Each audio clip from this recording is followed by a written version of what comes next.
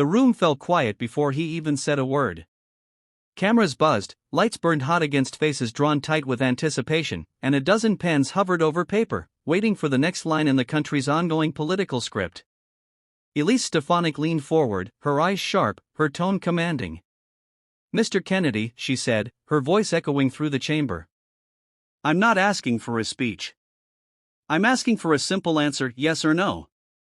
Every reporter looked up. Every aide stopped typing. And Robert F. Kennedy Jr., sitting calm behind the microphone, did something no one in that room expected. He said nothing.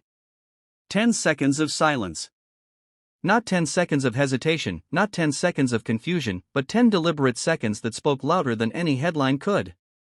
Elise Stefanik's jaw stiffened.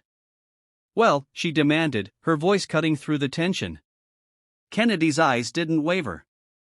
He wasn't angry, nor was he defiant, he was simply still. The silence wasn't empty, it was full of meaning. Full of restraint, of depth, of something ancient that most had forgotten in politics, the courage to think before speaking. When he finally leaned toward the microphone, his voice was steady, not theatrical, not rehearsed, just real.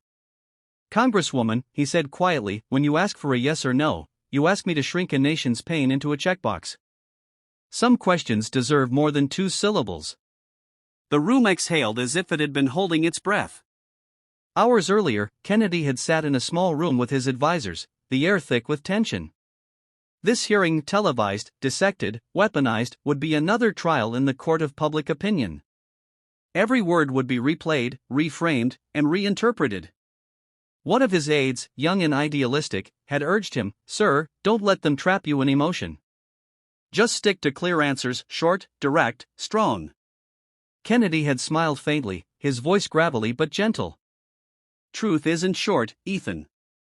It takes time to breathe." He knew the game well. He'd been on both sides of the camera, the politician seeking clarity and the human being seeking understanding. And today's hearing wasn't just about policy. It was about control. The power to simplify complexity until it fit into a soundbite. And he wasn't going to play that game. When the question came, one framed with precision, sharpened like a blade, Stefanik knew what she was doing. It was about vaccines, about government overreach, about freedom versus safety, one of those volatile questions where any yes or no could be edited into a campaign ad. Her eyes never left him as she asked, "Do you believe the government should have any authority to mandate medical procedures on its citizens, yes or no?" Kennedy knew the trap. A yes would betray his lifelong fight for personal freedom, a no would let them paint him as reckless. So he didn't take the bait. He looked down for a moment, his fingers resting on a worn page of his notes.